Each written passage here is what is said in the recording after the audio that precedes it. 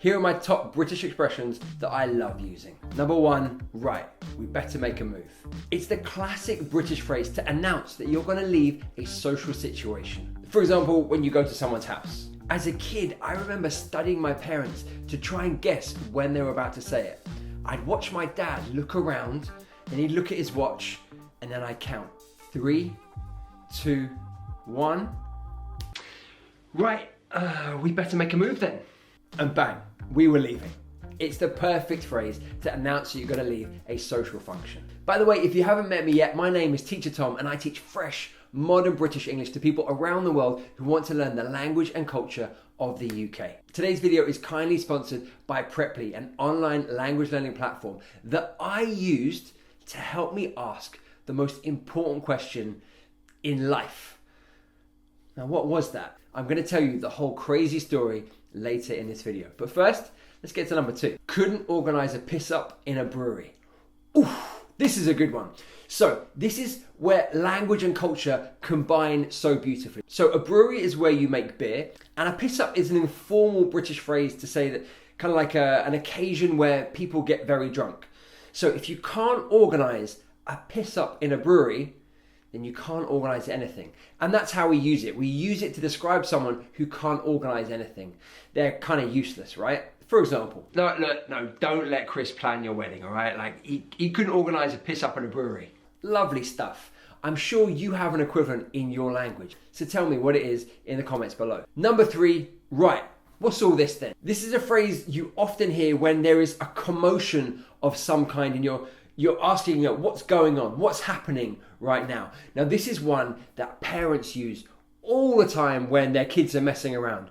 So I remember as kids play fighting with my sister, and then my mum will come in and be like, what's all this then? As a way to say, what's happening? What's going on? The emotion behind it is kind of annoyance, exasperation, maybe a bit of anger, possibly. One that every Brit has heard in their childhood, for sure. Number 4, I'm in a bit of a pickle. Now, if you're in a bit of a pickle, you're in some kind of difficulty, a difficult situation. So examples might be you've double booked a social situation, so you've said yes to 2 parties, or maybe you've forgotten Valentine's Day and all the flowers are sold out and you're like, oh, I'm in a bit of a pickle. I've got nothing to give my partner. That's a fun little phrase to describe being in a tricky situation. This one, I'm just popping to, and then the location. Now, to pop somewhere, it doesn't get any more British than that. If you pop somewhere, you go there for a short time and then you return. So it's to do with a location. So for example, I'm just popping to the shops. That means I'm going to go to the shops, spend a bit of time there, come back. It'll be quite quick. I'm going to pop up, I'm going to pop down, I'm going to pop in, I'm going to pop out. I'm going to pop everywhere. Yeah, Brits say pop a lot. Next one, happy as Larry. What a fun phrase. And this means you're just really happy. You're really content. Do you know what? It's raining outside, got football on TV. I'm happy as Larry. Now, who Larry is, I don't know, but he seems like a pretty happy guy. So happy as Larry. Number 7, what a load of. Now this is brilliant. So the Britishness comes from the missing word. Now, we often insert like a rude word there. So what a load of bollocks, for example. And that just means what a load of rubbish, what a load of nonsense. So for example, the government could come up with an immigration bill that you don't agree with, and you could say, what a load of bollocks. That sentence actually might be true. Other examples, what a load of bullshit as well. That could also work. Also means like, what a load of nonsense. Very, very, very, very informal. Don't use that in a work setting or an IELTS exam, but very functional. You hear it all the time. Oh, what a load of bollocks. Next one, have a good one.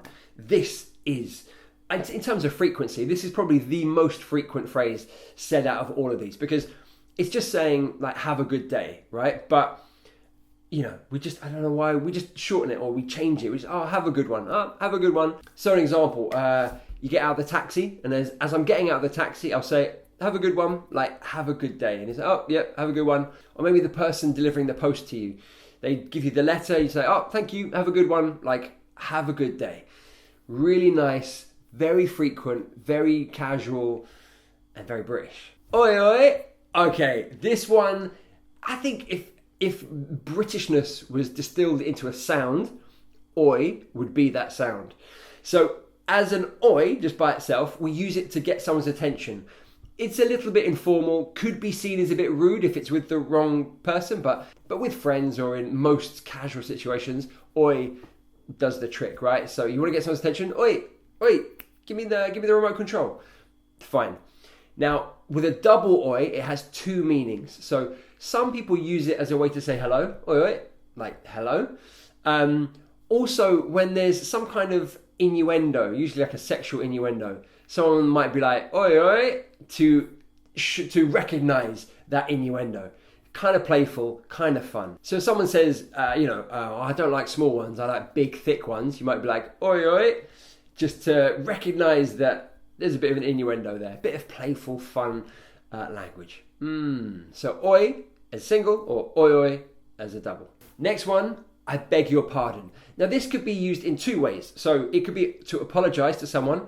Oh, I beg your pardon. I thought you'd finished talking. That's a kind of way to say sorry. The second way is to express kind of anger or displeasure at what someone has said. I beg your pardon. I am not shorter than you. So you're just saying, I'm annoyed with what you just said, and here is why. So I beg your pardon. So two different meanings or two different uses, but both fantastic and both very British. Guys, what's the most important question that we ask in our lives? For me, it's the one that we ask to propose. Now, what if we have to do that in another language? Well, a few weeks ago, that's exactly what I had to do. Okay guys, hey, how are you? So I'm in a cafe and I'm about to have my first Hindi lesson so that I can learn the words in Hindi to ask Shauna's parents if I can marry her. My girlfriend's parents are from India and they speak Hindi. And a couple of weeks ago, I wanted to ask them for permission to ask her to marry me. So what I did was I got a lesson in Hindi with Preply. So Preply is an online language school that offer amazing language lessons. And I booked a lesson with an amazing teacher called Prachi.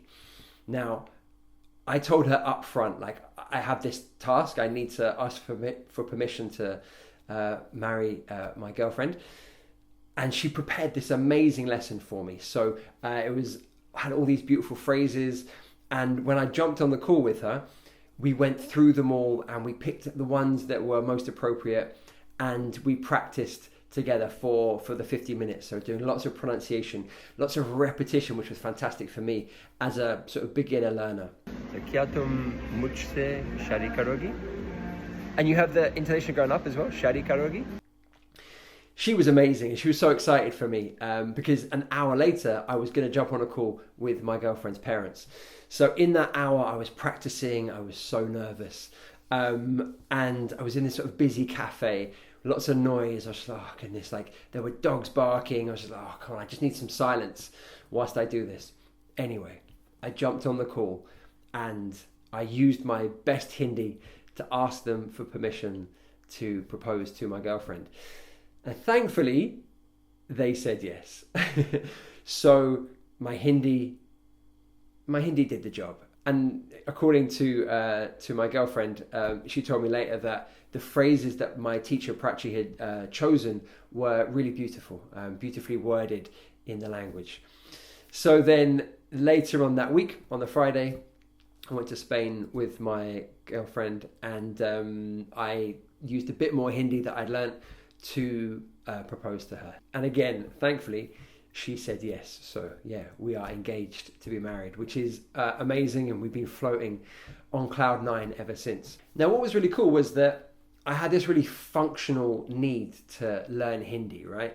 Like I needed these specific phrases to ask my partner's parents if I could marry her or to propose to her. And Prachi just planned the most perfect lesson. And I wonder, what's your reason for learning English? Maybe it's to study the IELTS exam and pass it, or maybe you're trying to improve your English so that you can communicate with your international colleagues at work. Whatever your reason is, getting expert help is the only way to succeed. I couldn't have done it without Prachi's help. I would have got it completely wrong. If I'd Googled things, tried to get information from YouTube, sure, I would have pieced something together, but getting that expert help really was a game changer because she knew exactly what I needed at that moment. She met me where I was, right? So that's what I think you need as an English language learner, is to have someone who knows what you need to learn. You tell them your needs and they design that lesson for you. And that's where Preply comes in. Preply is an online language school that can teach you any type of English you want. So if it's exam success, or if it's for work, or if it's just general English, they have a teacher for you. Now, group classes can be great, but getting that one-to-one attention from an expert teacher is a game changer. It's really fantastic. Now, if you're curious to try a lesson with Preply, the link is below. You can click on it and you can get 50% off your classes using the code TOM50. I really do think you should give your English a boost by getting an expert to help you. And look, if you're planning to propose to your partner in English, this is the place to do it, right? Actually, if you're planning to propose to your partner in English, tell me and I'll help you, okay? But for all other reasons for learning English, I suggest Preply is your go-to place. The link is in the description below. I want to thank Preply for essentially changing my life, and particularly Prachi, the amazing teacher who gave me that lesson. Next one, oh, go on then. This one is a classic. I've taught this one many times before. So this is perfect for when someone offers you an extra chocolate biscuit and you know that you shouldn't have it, right? You know, not good for you, but you want it. So you go, oh, go on then. Yeah, oh, go on then. The perfect phrase to accept an offer that you know you should refuse. Maybe someone offers you another glass of wine. You go, oh, go on then. Yeah, go on then. It's a very natural sounding phrase that you will hear many times when you're in the UK. Our next phrase, to go out, out. This is so British. This is amazing. So to go out, out means to go out to socialize in a bigger way, right? Bigger than normal. So you're not just going for a quick drink and then you'll be home by 9 or 10. No. To go out, out is I'm going to have a big night out. So lots of drinks, lots of fun, bars, pubs, clubs, whatever it is. That's to go out, out. Are we going out? No. We're going out, out. I can't be asked. This one is brilliant. If you want to say that you can't be bothered, you don't want to do something maybe because you're too lazy or you have no interest in it, you just go, do you know what? I can't be asked. It's a little bit rude. It is a bit rude, but it's fantastic. Do you want to go for a walk? No, can't be asked. Next one, I'm not being funny, but.